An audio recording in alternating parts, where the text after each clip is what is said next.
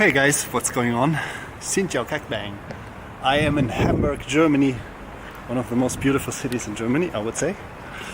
It's definitely a city I spend a lot of time with, and I'm meeting someone I made friends with yesterday, a guy from Bulgaria living in Copenhagen, Denmark. So this is I actually don't know how this part of the city is called, close to the train station, where all the stores are, like the shopping malls, shopping streets. And by the way, there is probably the best Vietnamese restaurant in Hamburg. It's called Hoảng over there. I'm just not hungry yet, so maybe I'll grab a snack later over there. Alright. So he told me he's in the Roncalli Grand Cafe. Never been there. I'm normally not in this part of the town because it's just crowded, it's hard to get a parking spot, and I actually don't know what to do here apart from buying things. So let's see what's going on in this cafe now. Speaking of buying things, on a Sunday in Germany everything is closed. So you cannot actually buy things, you cannot go into any stores because everything is closed. But there's still a couple of people here. What are they all doing? They're probably coming from they're probably going somewhere traveling. And these guys over there, they seem to have a party. I just saw a gigantic stormtrooper, check this out.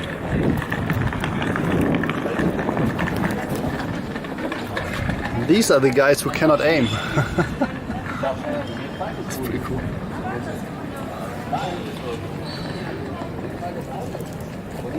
Oh man, I loved playing with Lego when I was a kid. I actually still like it. Feels a bit like a ghost town here. Oh cool, we have double-decker buses in Germany. I didn't know. Stadtrundfahrt is like a sightseeing truck. Alright, that's the cafe. Roncalli Grand Cafe. Looks fancy. Hey guys, you're going live on Facebook, over there. Just going there. So that is cool. Alright, so we're live from Hamburg, from Roncalli Grand Cafe. Hi. Hey guys. So who wants to start? You start. Okay, you go ahead. Who are you, man? I'm Till, I'm a vlogger. I vlog for a Vietnamese audience. I live in Vietnam. I have an IT startup, like an education startup. Right now I'm here. I'm excited to meet you guys. I have no idea who you are. I'm Jan. I'm actually a consultant for startups. I used to live in Berlin for 6 years. It was really interesting to hear his story because, you know, you're seeing this guy, he's pretty confident, he's doing a lot of stuff, and you think that he has it all figured out. I don't know, 2 years ago I started to actually having panic attacks at work because pressure was was too much. Like in Berlin, like I was working for a startup that got a lot of money, and I was the interim head of product for the company. So investors wanted more and faster, and I was the person to deliver because I was leading the development team. Yeah, and that was the first time in my life that I actually experienced panic attacks and anxiety. And so over the course of 2 years, that I ended up in the hospital because I had an injury in the neck. Almost ended up in the wheelchair. So it got only more problematic, and my head was spinning with all these worries and anxiety. Then when I realized that a friend of mine was actually taking a lot of money from me without me realizing, I decided that it would be a good idea to, tell that person, hey, fuck the money, but we can still be friends and try to figure it out. And then take magic mushrooms with that person because, it's fun. So that was the beginning of the journey through anxiety and panic attacks. How does it feel to have a panic attack? Because is it something that, like, you understand, like, I'm having a panic attack, or is it like you're feeling I'm out of control? Like, I never had a panic attack, but I'm sure many people will probably connect. So in the beginning it was not that strong. Like when I had it at work, it was more like, your heart was racing, you're sweating, and you feel like you're losing control. But it's gone after maybe 10 minutes or something. But some people have it for, I don't know, years, decades, and it's super physical, it's super strong, and it feels like you're dying. So you cannot relate to it if you never felt it before. It's hard to explain. So what about the mushrooms? Yeah, I can only recommend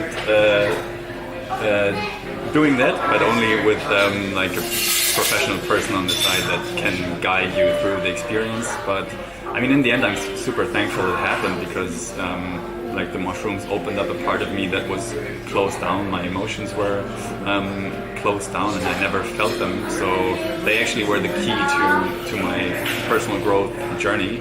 What are some of the steps that you've taken? Like, did you start reading books or meditating? Like, what did you do? Yeah, so in the beginning I thought, you know, I'm sick, there must be some reason why I'm experiencing this. So I was researching a lot about, you know, food and nutrition, and I read this book and I thought, okay, if I change my nutrition, then, you know, my brain will work better and I won't experience that anymore. So I try to find the reason in the external, without understanding that the reason and the solution is inside of me. And the day I decided to take responsibility for that and accept that I have a problem with my mind, that was the day when things changed. So I started to, you know, find a therapist. I started to read up on anxiety and panic attacks.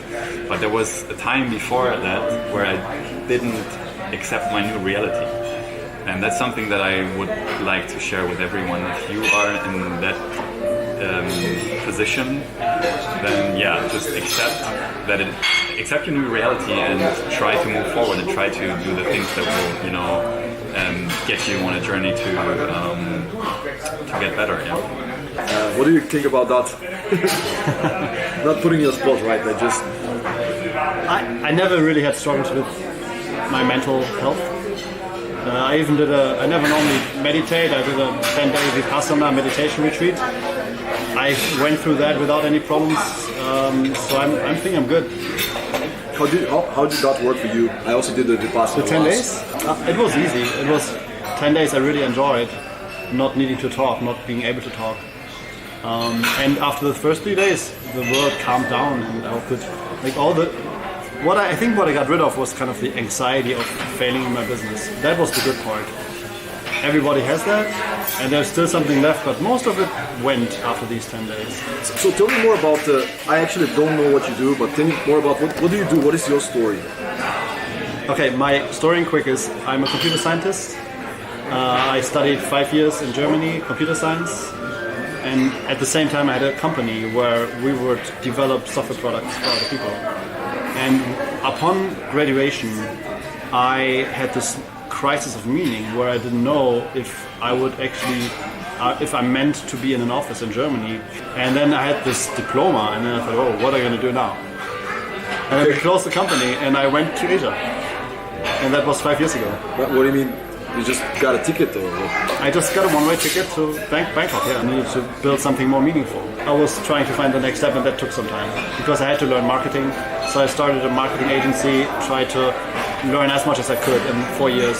And then after these 4 years, then I started actually building something that has meaning now, which is a language learning chatbot. And that's what's out now in Vietnam, and what's gaining traction slowly. And that's where I put most of my time in. And that's what gives me meaning in life. And it took me a long time to find that. Where do you find the meaning in this? Where do you find the meaning in this product?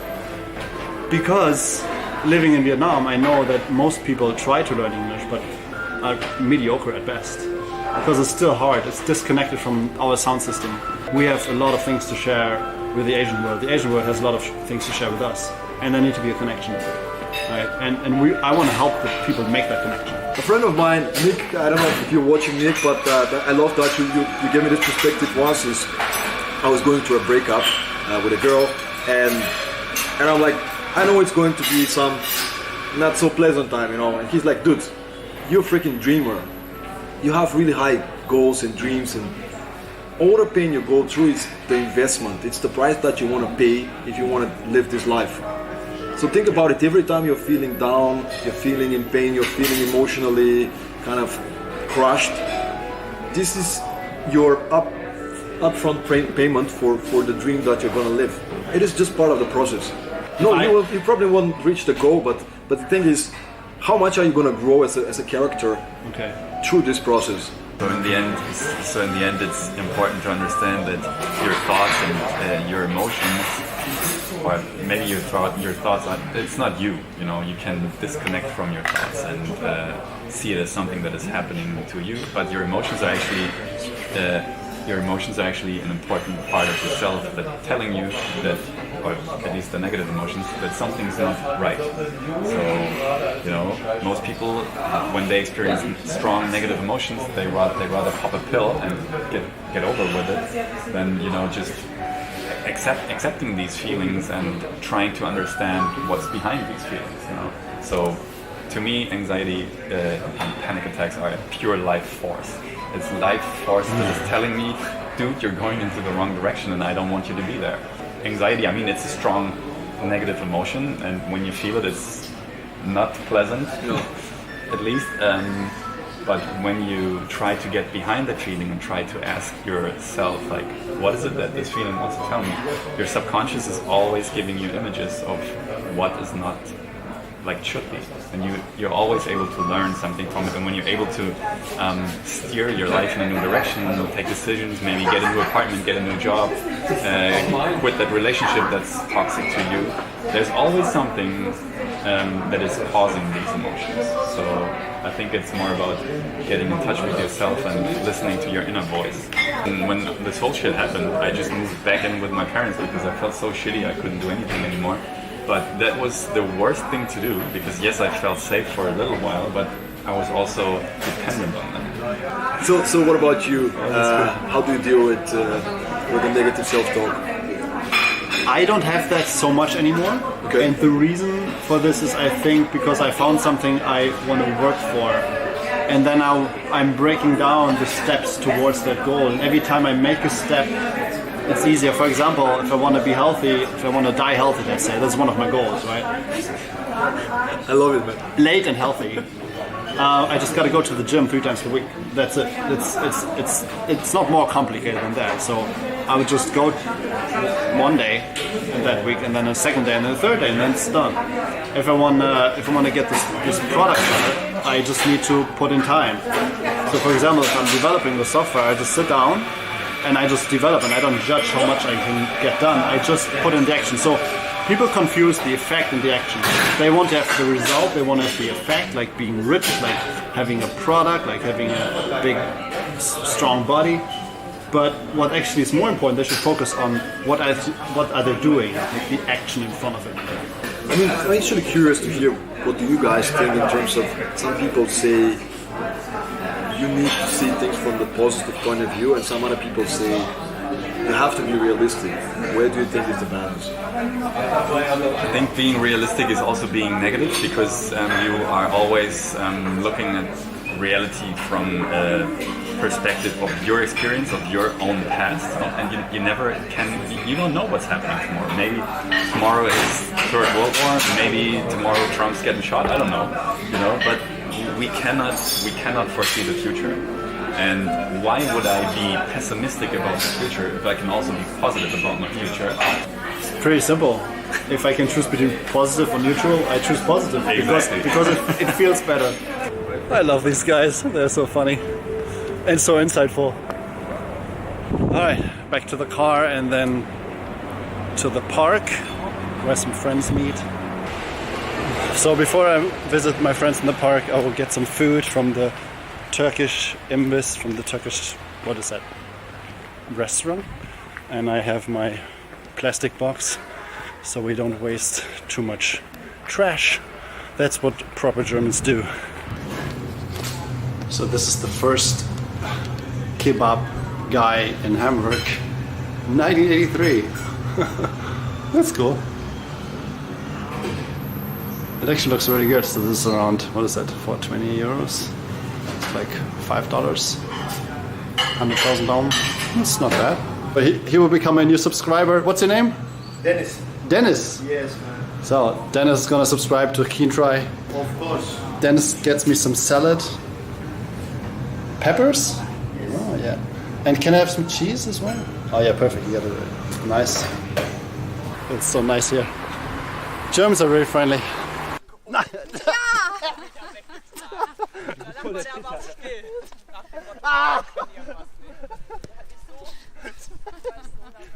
I'm getting taken. Voll der Schisser. Nee. I'm just too light. Guys, if you like this video, if you like Julia, subscribe. See you soon. Bye.